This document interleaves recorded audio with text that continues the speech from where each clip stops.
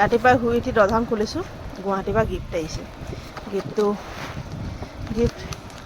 মানে কি খোৱা বস্তু আহিছে চাওকচোন। মানে এইটো প্ৰভুজি আমি যিজন মানুহৰ পৰা বস্তু লওঁ মানে তেওঁ পঠিয়াইছে টেষ্ট কৰিবলৈ কাৰণে। টেষ্টিং কৰিব, থাপৰ দিম, অহাৰ লগে লগে টেষ্ট কৰি পিনি অহাৰ লগে লগে মই বস্তুটো খুলিবলৈ নাপালোঁ। এই দেওটোৱে এই 3টা মাৰি দিলে, দেখিছে নাই? মই বোলো ফটো এটা মাৰিম আৰু মনতে, আকৌ কাঢ়ি পিনি থৈ দিছোঁ ফটো কৰি মাৰিবলৈ। কিমান দুখৰ কথা। এইটো চাওকচোন, এইটো চাওক, খকুৱাটো এইটো খকুৱাটো হে 3টা খায়ে দিলে। খোৱাৰ পিছতো তাৰ এতিয়া হেৰি হোৱাই নাই। মই এতিয়ালৈকে মুখতে দিব পৰা নাই, মানে মোৰ বাছে কৰা নাই। মানে শুই উঠিছোঁৱে অলপ আগত। এতিয়া 7টা বাজিলে বাৰু।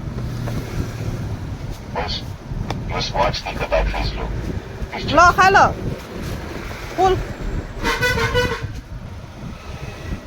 ভাল লাগে ন এনেকৈ কোনোবাই গিফ্ট চিফ্ট পঠালে মেলিলে। অকল খালি খোৱা দিনটোত 200 টকা পাণ খায়। এইটো ৰাক্ষসটো এইটো কৰি চাবলৈ আহিছ। দিম খুন্দা এটা।